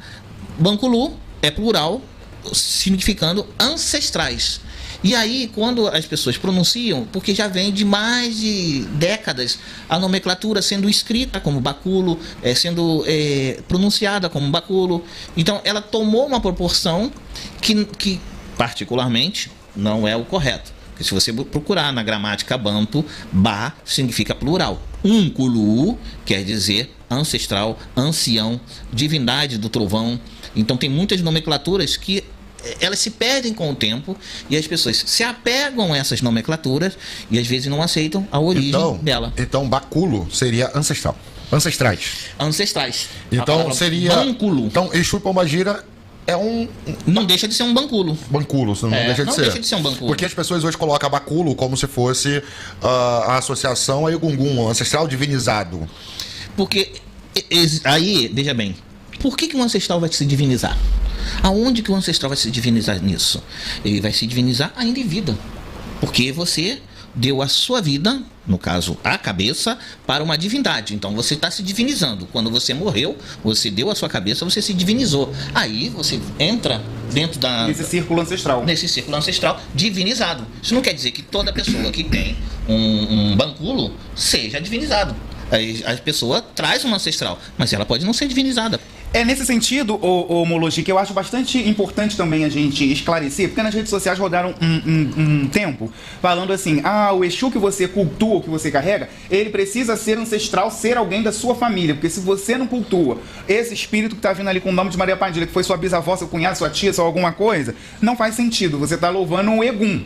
Ele só seria aceitável de prosperidade para sua vida se fosse da sua linhagem sanguínea, porque aí seria ancestral esse Exu. Se ele não fosse da sua linhagem sanguínea, ele não seria ancestral, seria considerado um Egum, que é um estranho. Certo. Eu não entendo. Então vamos ser cirúrgicos. Vamos ser cirúrgicos. Não, eu não entendo, porque começou com esse papo de Exu ancestral. Eu falei, gente, claro. Eu não entendo. Então vamos ser cirúrgicos, né? Bem cirúrgico. Em 2005, eu falava sobre ancestralidade. A ancestralidade, ela não quer dizer que seja apenas familiar. Nós, se buscarmos com sinceridade e coração aberto, vamos encontrar muitas pessoas que muitas das vezes não têm escolaridade e o espírito vem falando vários idiomas. E aí, como se explica isso? Como é que um espírito, veja bem, que a pessoa recebe, que tenha, sei lá, quinta, sexta série, e ele vem falando um outro idioma que você não conhece, um idioma completamente diferente, porque nós sabemos que lá no princípio, logo depois da escravidão, muitos Exus e Pombagira nem falavam português, eles vinham falando os idiomas desses ancestrais que não eram dos brasileiros, entendeu? Sim. Então isso quer dizer, existe uma narrativa errônea relacionado à ancestralidade. A pessoa pode ter até um ancestral. Agora que vem a parte profunda. Aquele bisavô era feiticeiro? Ele pode até ter vindo como uma ancestralidade. Mas se ele era cristão, ele não vai querer nem aceitar vir como ancestralidade. Sim. Então, essa regra não serve para todo mundo. A regra de que a ancestralidade familiar da pessoa nem sempre é correta. Cada pessoa tem uma ancestralidade que ela pode vir muito antiga, muito antiga. Nós vemos pessoas, vou dar um exemplo da incorporação de ciganos que vai falar o romani e a pessoa de repente passou toda a sua vida só falando português, nunca falou romani. Como é que a ancestralidade seria daquela? Só que é muito mais antigo, muito mais lá atrás. Sim. E assim serve para todas as manifestações para cada pessoa. Cada pessoa tem uma manifestação de um espírito conforme traz essa ancestralidade dentro de um sistema kármico, digamos assim. Porque tem pessoas que ela traz tão antigo, que nem mesmo elas conhecem aquilo que ela está trazendo. Sim. Então, assim, nem todo Exu, nem toda Pombagira foi ancestral. Certo. Familiar. Familiar. Exato. Familiar. Eles são ancestrais, Eles são familiares. são familiares. Exato. E hoje em dia a gente também ouve também falando, né? Quando não é ancestral consanguíneo, significa que aquele Exu percorreu como Exu, né? Exato. Aquela família, né? Os Exato. caminhos daquela família. Exato. Isso também é fato, isso também acontece, essa questão do Exu. O que você está dizendo do Exu de herança, então? Seria basicamente isso, né? É, Aonde eu pula ali uma geração, aí na 2, 3 gerações ele volta e retorna de novo. Existe isso, com certeza, absoluta. Existe e é bem comum, entendeu? Muitos até pega de herança. Eu perguntei só por causa do pessoal da rolagem, porque o Lemon, a gente já conversou sobre isso. O pinga-fogo que eu recebo, né? Ele incorporou no meu pai, né? Durante um tempo, meu pai abandonou a religião. Certo. Abandonou esse calor. Tipo assim, nunca falou pra ninguém que era. E aí, quando eu entrei pra religião, esse pinga-fogo retornou, né? Ali. E eu não sabia que meu pai tinha sido da religião. Quando a minha mãe descobriu que eu incorporava um Exu chamado pinga-fogo, minha mãe botou a mão na cabeça e falou: não acredito nisso. Falei: mãe, eu tenho um Exu chamado pinga-fogo. Achei que ela ia me xingar, me bater. Ela: você sabia que esse Exu é do seu pai? Falei. Tem isso mesmo, de herdar. Então só foi mesmo pra esclarecer. Mologi, a gente falando de energia aqui, de movimento, o Vitor pede para fazer uma pergunta para você, né? Se você pode falar um pouco sobre terra de morro, tanto quando ela está no local ou quando terra que deslizou. Então ele está falando da energia dessa terra. Qual seria a diferença ou o princípio desse movimento da terra no morro e também quando essa terra desliza, se ela tem uma outra energia? Na realidade, tudo que a gente está pisando já foi cemitério. O cemitério é a terra. Onde a gente pisa, alguém já morreu nesse lugar. Pode ser 400, 500 anos, sei lá, 1000 anos atrás. Mas sempre essa energia daquilo que a gente viu, por exemplo, um deslizamento de um morro, onde morreu pessoas ali, não vai ser uma energia boa, porque foi um sofrimento que teve ali. A pessoa, obviamente, não queria morrer pela soterrada. Então, que tipo de energia vai trazer? Não vai trazer energia boa. Energia boa você traz quando você justamente pega na frente de um banco, que é ali onde circula o dinheiro, locais onde feira, locais de movimento, locais que traz esse movimento é próspero. Agora, se você traz aquilo que é uma energia daquele lugar, você vai trazer também aquela energia. Então vou dar um exemplo: a pessoa vai no cemitério, quer deixar o eixo forte, vou deixar meu eixo forte, vou lá e pegar a terra. Se você pegar de determinado túmulo em que a pessoa sofreu, teve aquela doença, teve aquilo todo, que tipo de energia você está trazendo? Trazendo aquela energia. As árvores que estão dentro do cemitério têm uma moradia de espíritos mais evoluídos e em quantidade e não único quando você vai em um túmulo. Então, quando você pega debaixo de uma árvore ou casca daquela árvore, você também pode trazer aquela energia positiva. Porque ela, na verdade, faz como se fosse uma transmutação, porque a Terra ali está alimentando em algo vivo. Exatamente. E ali... Aulas para vocês, hein? Não é sempre não, hein? Aulas. E as energias das árvores, ela é desde que começou a civilização. Então, ali é muito mais profundo do que pegar qualquer coisa que a gente vê no cemitério. Vou pegar aqui que está meio aberto e ele vai aceitar. Mais fácil, né? Eu só dar um recado aqui pro pessoal da rolagem. O pessoal que não tem familiaridade com a calunga, com o cemitério, sim, por favor, cuidado aonde vocês vão pegar terra dentro do cemitério, porque o negócio é feio. Eu fui pegar, há um tempo atrás agora eu precisei ir lá pegar, e aí eu fui lá no Cruzeiro, só que eu fui aqui em Irajá, certo, e aí o Cruzeiro de Irajá não tem, é tudo cimentado. Eu falei, bom, o mais próximo possível ali. Aí tinha umas covas assim do lado. Eu baixei e falei, vou pegar aqui. Tava eu e minha esposa, a gente baixou pra pegar. Eu baixei a cabeça, quando eu olhei pra frente, meu amigo, veio um negócio preto voando na direção da gente. Eu na hora levantei, ela também levantou, aquele negócio atravessou a gente. Eu parei, um olhou pra cara do outro. Aí aquela voz, não mexe aí. Aí eu... Opa, já larguei a terra toda lá. Falei, opa, claro, não, oxe, já saí dali, já fui para outro lugar. Com certeza. Então, assim, eu mexo, há 21 anos que eu tô dentro da religião, então eu sei aonde vou mexer ali, e mesmo assim cometi esse erro. Você imagina uma pessoa que não tem essa habilidade. Então, galera que tá assistindo, que não tem essa familiaridade, cuidado. Claro. Onde você mexe dentro do cemitério, que não é coisa mole, não. Mologi, deixa eu te fazer uma pergunta assim. Aqui não, né? Eu tô falando aqui, a gente tá na rádio, aqui. Nas redes sociais, há pouco tempo, uma influenciadora, a Shed Mãe. A Shed Mãe levantou uma influenciadora, a Shed Mãe, que o vídeo é público, tá aí. Não. É porque assim, eu sempre tô na rede e eu sempre falo que são entendimentos, né? A gente tá aqui, a gente não tá impondo uma verdade pra ninguém. Claro. E a Sete Mãe levantou isso, né? Que uma pessoa, por exemplo, que estava com problema de saúde ou que estivesse precisando resolver alguma coisa de saúde, de dependência, essa coisa de pegar a terra de 7 hospital ou fazer um padê, botar para Exu, alguma coisa assim. Eu nunca tinha ouvido falar em coisa parecida, né? Tô no candomblé há 25 anos, nunca tinha ouvido falar. Porque do meu entendimento, não, essa terra, né, nesse propósito ali tá carregando uma certa dor, mas aí vamos fazer o padê porque vai agilizar a fila do X-Reg. Qual é o seu entendimento dessa terra de cemitérios? De cemitério não, de hospital, terra de 7 hospital. Porque o hospital também é lugar de cura, como ela lembra, também é um lugar, mas eu não... Qual é o seu entendimento? É simples. Ou você trabalha com uma coisa viva ou trabalha com uma coisa morta. Se você vai curar uma pessoa com algo vivo, né? O que eu quero dizer relacionado com o vivo? Se a pessoa tem um problema no coração e você vai usar um coração de boi, de vaca, é um organismo, entendeu? Que ele vai se decompor, ele vai fazer a eu nunca consigo pronunciar essa palavra, mas é algo como transubstanciação, que é onde passa aquela doença para o órgão. Então eu não consigo ver que uma terra de um hospital vá fazer a cura de uma pessoa, porque ali no caso já trazendo sofrimento. A cura pode até existir. Eu não posso também discriminar e dizer que estaria errado, mas eu particularmente eu vejo a terra do cemitério apenas um elemento que é composto dentro de um fundamento para que a pessoa que for viva não tenha caminho para entrar para dentro do hospital, que impeça ela de ter esses problemas hospitalares. Esse é o conceito relacionado com terra de cemitério. Não de cura a uma outra pessoa. Sempre para curar uma outra pessoa, se ela tem um problema de pulmão, você vai usar um órgão, que geralmente é do porco, por incrível que pareça. Por que os órgãos do porco seriam mais propícios do que qualquer outro órgão? Porque dentro das pesquisas, né, dos cientistas, o DNA do porco é o mais próximo do ser humano. Inclusive, cientistas trabalham até com corações de porcos fazendo testes para ver a cura de infartos, essas coisas nesse sentido. Então, particularmente, é uma opinião pessoal, eu vejo, através desses conceitos que eu acabei de revelar, que a terra de hospital não seria propícia. Sim.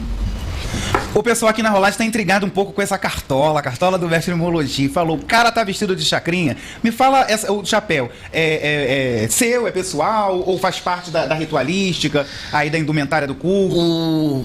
O crânio de macaco original, ele representa a inteligência. E as cobras... Isso é um crânio de macaco? É um crânio de macaco, original. E as cobras representam Asmodeus. E os tridentes não precisa dizer que representa os Exus, que não tem nada a ver com a coisa de chacrinha, só na cabeça desse aí que falou aí. Foi bom você falar em Asmodeus, porque há pouco tempo rodou um vídeo na rede social, né? Tudo de ruim acontece na rede social, né? A loucura é na rede social. Exato. E aí, o vídeo do Asmodeus, né? Que Asmodeus era homem, era mulher, era viado, travesti, que Asmodeus era do sexo, e aí o pai de santo botou o filho de santo dentro do quartinho, porque tinha esse negócio de Asmodeus, que Asmodeus era mãe e pai de Maria Padilha. Como é que fica esse negócio aí? Explica isso assim. Bom, vamos lá. Não, eu tenho uns áudios de vídeo que rolou esse negócio aí. Aí que Asmodeus precisava, incorporava e precisava fazer alguma saliência com os filhos de santo para poder ter uma coisa. Aí, mas eu sei que existe isso. Mas não tem. O que acontece? Asmodeus, dentro das histórias que você pesquisar em qualquer acadêmico, né, você vai ver que ela é descrito como um masculino. No Brasil houve uma publicação chamada Culto Malê, influenciado pela cultura dos islâmicos, que adentra a parte de Asmodeus como um espírito feminino. Aí, dentro da Quimbanda Malê, que não tem a ver com as outras quimbandas, Asmodeus se subdivide nas pombagiras, mas não é mãe da pombagira. Ela se subdivide, é como se o espírito, como se fosse uma cultura hindu, que ele vai se subdivide numa pombagira, se subdivide na outra, se apresenta na outra, mas tudo de uma mesma energia, não como mãe do coisa, porque Asmodeus não é mãe de Maria Padilha. Na realidade, dentro da Quimbanda Malê, é uma manifestação, é como se fosse uma subdivisão. Entendeu? Mas não tem esse negócio de ser, no caso, a mãe. Não tem nada a ver com isso aí, não. Te colocar outra pergunta aqui. tem ganhado uma popularidade muito grande essa coisa de ritos coletivos, né? Na rede social é que a gente mais vê. Manda R$200 que vai fazer parte do rito, manda R$50 que vai fazer parte do rito. E o que é dentro da Quimbanda aceitável como um rito coletivo ou não? Que eu te falo isso. Porque dentro de todas as religiões, né? No Candomblé também, tem alguns ritos que não podem ser coletivos de forma alguma. Exato, né? exato. O que é aceitável como um rito coletivo dentro da Quimbanda? Bom, é bem simples de responder. Veja bem. Estamos nós três aqui. E vamos colocar um bolo aqui. Vamos chamar 20 pessoas para comer esse bolo. A fatia vai ser pequena para cada um. Sim. Mas se for nós três, a fatia vai ser gorda. Sim. Então já está respondido. Se você subdivide muito a oferenda para muitas pessoas, como a gente vê os trabalhos muitos coletivos, você pode até fazer um trabalho coletivo, desde que você não subdivida tanto. Porque se você subdividir demais, vai sobrar uma pequena fatia. É aquilo que cada um vai perguntar para o espírito. Vou dar um exemplo. Ele vai fazer por Exu Pinga Fogo. E aí, de repente, na oferenda, o Pinga Fogo fala assim, não, só chama no máximo 4 pessoas. Porque você vai sobrecarregar, obviamente, o Exu, de dar coisas às pessoas até que às vezes não merecem. Então, quando você vai ver, a fatia vai ficar pequena para cada um. Então, vai sair praticamente nada. Isso e aquelas outras que não estavam por fora a parte. Porque vamos simbolizar. Tem uma mulher que faz um coletivo aí que deu 150 mil pessoas. Como é que você não tem axé mais não. Chega uma parte, não dá mais, entendeu? E a sua fala, eu acho ela bastante coerente, porque no começo você falou assim, né? Como a gente vai diferenciar o que é Exu de um Quiumba? Quando você fala assim, o Exu tem que ser justo. Exato. Então, quando você fala dessa coisa assim, né? Que o Exu... eu prefiro fazer com 4 ou 5 pessoas que estão ali com fé, que estão presentes, e que são merecedores. Exato. Eu acho coerente a sua fala. Com certeza. No seu discurso, você de forma geral. De todos os sacrifícios, geralmente o sacerdote que está ali sacrificando, ele vai contar com, no máximo, algumas pessoas que estão ali para ajudar a limpar uma galinha, ajudar a limpar um cabrito. Quando a pessoa está limpando, ela já está pegando o axé. Recebendo o axé. Então, imagina 3 mil pessoas. Vai limpar o quê? Não tem nem o que limpar. Fica um pouco complicado, né? Exato. Deixa eu fazer uma perguntinha para o senhor. Eu já tenho minha posição sobre essa pergunta, mas aí fica o entendimento do senhor junto com o público. Certo. Trabalho à distância.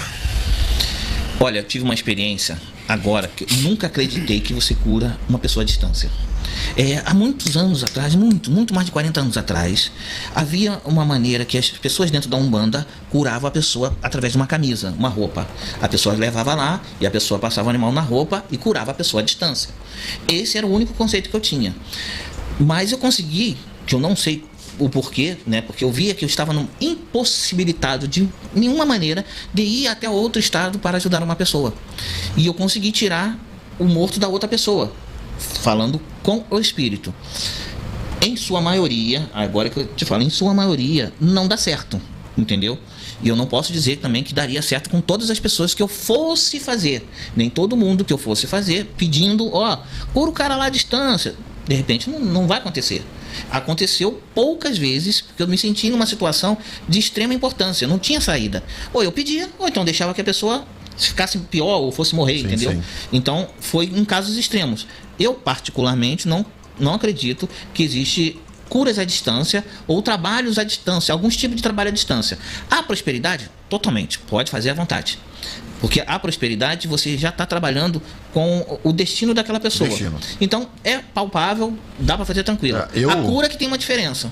Eu acredito que, assim, igual o senhor falou, trabalhos que tem caminho, eu acredito que vão. Porque aí a gente vai buscar um pouquinho dos nossos antepassados, né? Exato.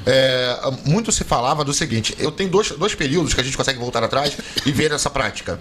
A primeira há pouco tempo. Sim. Ali em 1920, 1930, muito se fazia quando uma pessoa ia parar no hospital e não podia ir dentro do hospital fazer uma macumba. Isso. Né? Então você fazia dentro do seu barracão, dentro do seu terreiro, dentro do seu ilê, lá, o que você quiser. E aí você fazia essa cura para a pessoa que está internada lá no hospital, né? Faz. E a segunda, que busca um pouco isso, já é na época da escravidão, quando o escravo fugia.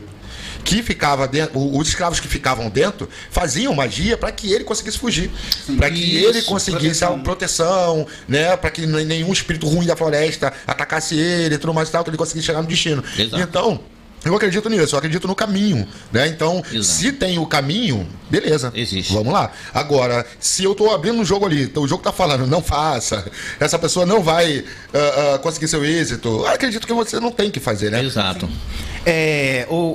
Esqueci o nome aqui do rapaz da live, deixa eu ver. Não é um Christian, não. É o Lincoln. Ele pergunta: eu mesmo posso cortar para o meu Exu sem ter mão de faca? Como é esse sentido da hierarquia na Quimbanda? Cada um cuida do seu Exu, ele precisa de um tempo para passar a cuidar sozinho? Como é que funciona? Bom, obviamente, qualquer pessoa pode cultuar desde o momento que não use o sangue. Você pode cultuar seu Exu e tua pombagira, que você não está dentro, você não passou por rituais. Então, a pessoa quiser fazer, quem é que vai impedir uma pessoa de fazer? Ela pode chegar e sair cortando, mas ela é responsável pelo aquilo que ela está plantando. Sim. Se ela está plantando aquela semente, ela não vai esperar que vai vir bons frutos, porque se você não tem a mão de faca, o espírito não foi outorgado na frente de outro. Porque uma iniciação, por exemplo, um Exu é iniciado na frente de outro. Então a pessoa que tem a faca é outra pessoa que deu a faca. Teve uma hereditariedade. Sim, tem uma hierarquia a ser respeitada. E a faca, ela simplesmente vai representar aquela força, aquela energia que aquele espírito deu para aquela outra faca que a pessoa vai usar. Então pegar uma faca que comprou ali e saiu fazendo, não vai representar um bom resultado. Deixa eu te perguntar uma coisa. A gente tem referências, né? Aí, falo referência não, né, gente? A gente vê nas redes sociais essas coisas. Sim.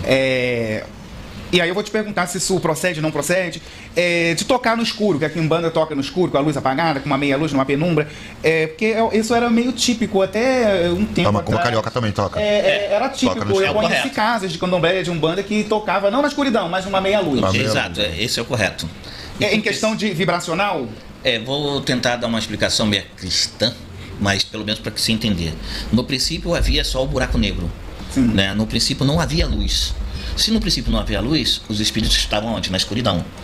Realmente, os Exus e as pombagiras, pelo menos na forma como eu cultuo, é preferível que fique sempre a meia luz. Entendeu?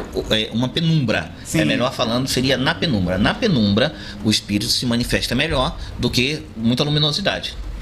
Sim. Eu conheci algumas casas, isso era mais comum antigamente, né? Que tocavam assim. Eu conheci uma casa de um senhor também. Sei que ele tocava, se era Quimbanda ou certo, mas não era candomblé nem Umbanda, não. Né? O que ele era conhecido. Mas como carioca? Não, ele conhecido a penumbra, Canjirê, eu não sei se o Canjirê era o culto. A penumbra sempre foi o padrão era dos aquela espíritos. penumbra, era uma luz vermelha, assim, num canto tinha uma luz vermelha isso. E ficava aquela penumbra com aquela luz. Eu achava aquilo tão bonito, eu acho bonito. Geralmente ou é luz vermelha, ou sem luz nenhuma, ou só uma velinha. Em formato de cruz, né?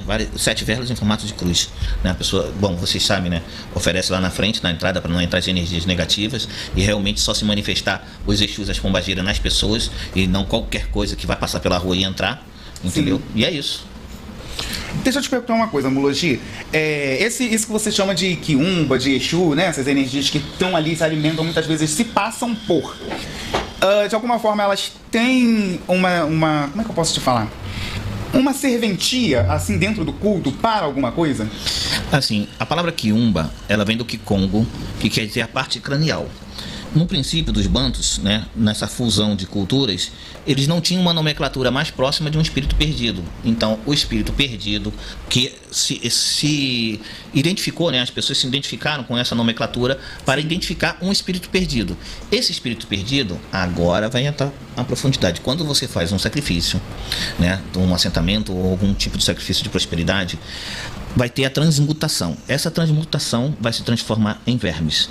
Esses vermes, essa decomposição, cada verme é um espírito perdido que vai trabalhar para o Exu e para a pombagira. Entendeu? Sim. É isso que eu entendo como quiumba. Sim. Aí, dentro da nomenclatura, a parte cranial, né, quiumba, passou-se a significar outra coisa, ou seja, espíritos perdidos. Como é que eu posso dizer?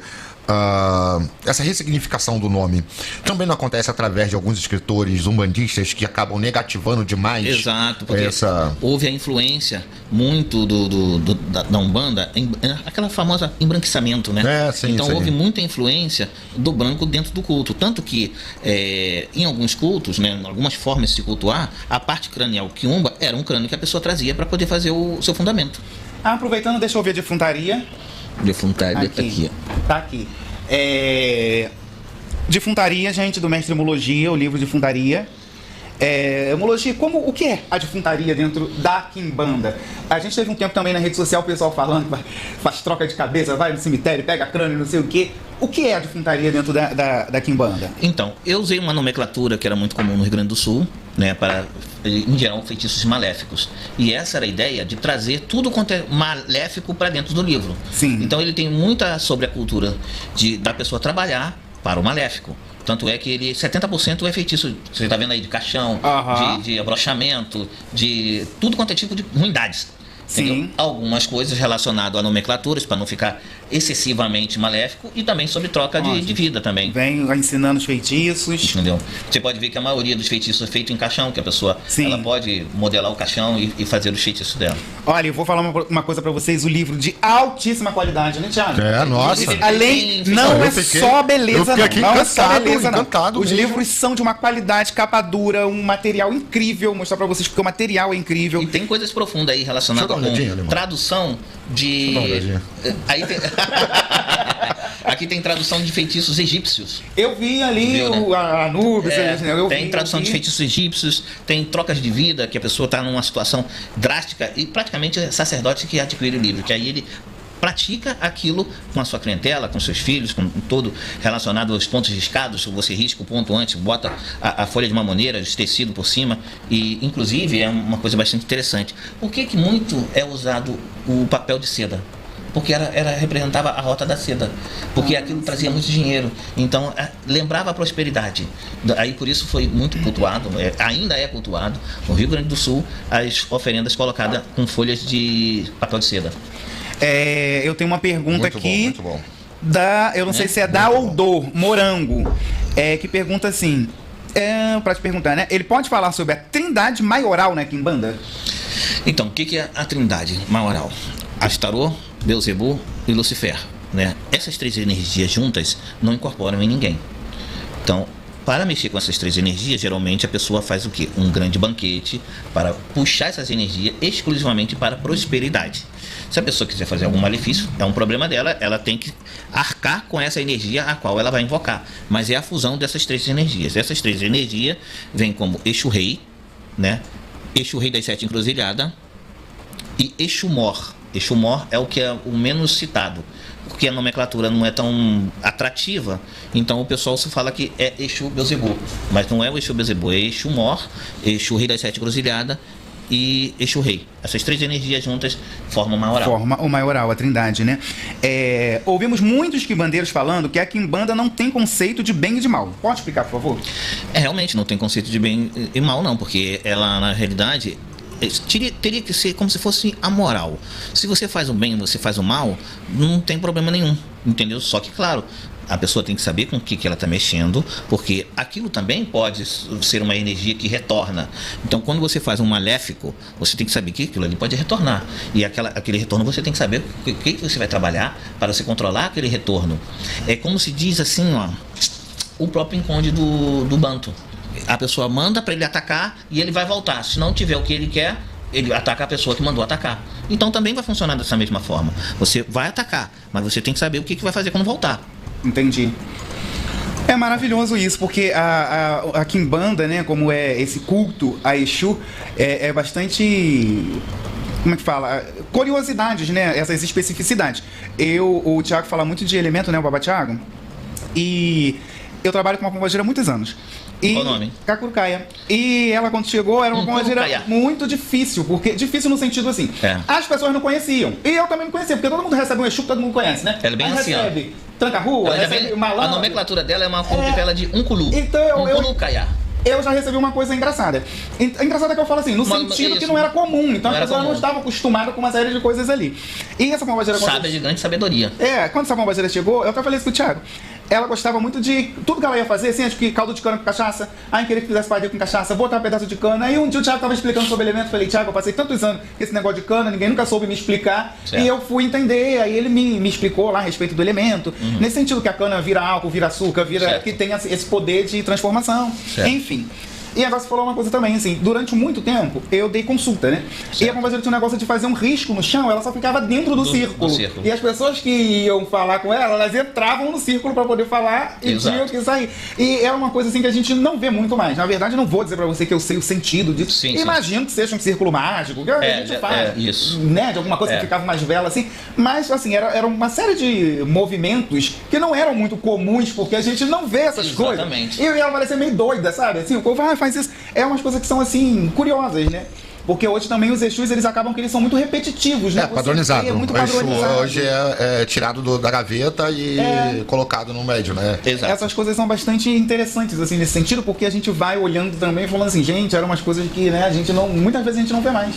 Exatamente, e pelo que você descreve, é uma anciã e bem sábia. Tanto que eu vou te dar um desafio que você vai ver.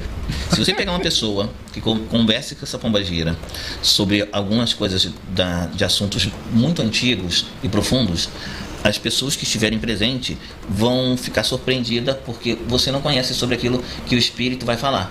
Então o espírito vai falar coisas que fogem da tua alçada, mas impressiona quem está escutando. Porque geralmente quem vai perguntar para sua pombagira vai falar amor, dinheiro, sexo. Vai ficar baseado nessas 3 coisas ali, família e tal. Não vai profundamente. Não vai É o que eu falo o tempo todo, né? Raramente alguém vai atrás de show, tô passando mal, tô com dor aqui. Raramente. Exato. Bom, eu acho que. Finalizou. Foi vamos maravilhoso. Mas vamos aproveitar esse tempo para ele falar um pouco sobre os livros dele, sobre o trabalho dele, né? Esse aqui é como se fosse assim, um tira-gosto para que as pessoas que de repente estão sem condições de comprar o Tudo Profundo. Aí aqui eu entro com bastante coisa sobre pombagira, Exu. Inclusive aqui tem oferendas que é dada para uma senhora, que ela é da Maria Padilha e ela é cega. E aí eu boto também alguma coisa aqui desse livro, que ele tá R$118 só. O resto não, é tudo livro de R$1.000. Mas aí, esse aqui, eu vou falar pouco e falar direto.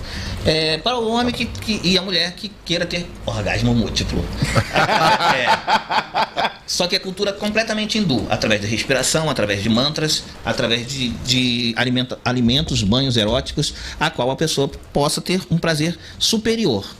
Aqui é o denominato. Esse aqui é bem profundo sobre a Quimbanda, né? Aqui eu desmistifico bastante coisas que as pessoas estão, de certa forma, fazendo uma narrativa errônea da religião. Então eu entro com muita positividade, ou seja, muito trabalho. Ele é o oposto no caso do Defuntaria, porque esse livro aqui ele é mais abertura de caminhos, trabalhos em lojas, como melhorar a vida do cliente, dos filhos de religião. É muito mais positivo. Defuntaria não, o nome já diz, é para muita maldade mesmo, para arrebentar o couro, entendeu? E o Matumbo é uma fusão desse livro que eu não lanço mais, né, devido a eu ter visto as pessoas levarem erroneamente a cultura banto para uma forma de ganhar dinheiro enganando as pessoas, entendeu? Tanto que aqui, né, eu descrevo nesse livro aqui, né, que ele está dentro deste livro, né, sobre Vititi Ngombo. Vititi Ngombo, não existe nenhuma nomenclatura no mundo inteiro que fala sobre Vititi Ngombo. Só esse livro que falava. E só esse livro que eu escrevi. Por quê? Vititi é aquilo que olha. Ngombo é um oráculo que não aportou no Brasil. Então ninguém tem, nem eu e nem ninguém, pode dizer que está usando o Ngombo, porque o Ngombo é uma tradição banto que tem uma outra forma de ancestralidade. É outra forma de se cultuar. Não aportou no Brasil. E aí eu parei de escrever isso aqui. Aí por isso que eu trouxe o Matumbo, em que a metade dele fala sobre todos os Exus, e no final eu começo com a cultura banto, sobre os inquices. Papai, antes de terminar, eu tenho que fazer uma pergunta, que a rolagem... Ó, foi sucesso. Obrigado. A rolagem tá aqui me perguntando desde cedo, aí foge, o povo vem outra pergunta. Uhum. Pedindo a falar sobre Maria Colondina. Quem é Colondina dentro da Quimbanda? Se for embora sem falar de Colondina, eles vão brigar comigo. Tá, existe... em São Paulo é muito conhecido a pombagira colondina, entendeu? Ela é uma fusão de uma pombagira com o cigano, entendeu? Com o povo cigano. Então tem essa fusão, é aquele detalhe. O povo cigano é uma cultura, pombagira é outra, mas houve uma fusão, e nessa fusão colondina não deixa de ser mais uma. Seria uma pombagira cigana? Exato, tipo uma pombagira cigana, entendeu? De bastante prosperidade, entendeu? Que é muito pouco conhecida, muito pouco cultuada, mas que houve um tempo lá, por 2017, tinha mais gente cultuando em São Paulo. Agora não se vê muito. Vamos achar. Bom, gente, chegamos ao final. Fim. Chegamos ao final. Agradecer a rolagem. Gente, os livros são assim de altíssima qualidade. Altíssima mesmo, qualidade, tá? muito bom. A gente não tá sendo patrocinado pra falar isso não, mas desde a primeira vez que eu vi o livro dele, né, a gente gravou, tava na Barra, isso, lá no, esse no Defuntaria. podcast. É de qualidade mesmo, gente. O material, ó, é capa dura, é um livro pra você ter a vida inteira, é ilustrado, explica a origem, os feitiços, tem a receita, a explicação. Os livros são de altíssima qualidade mesmo. O pai de santo tá ali falando, filho, lindo esse livro. É de altíssima qualidade. Se tiver uma mão boa, ele só não ganha dinheiro se ele não quiser.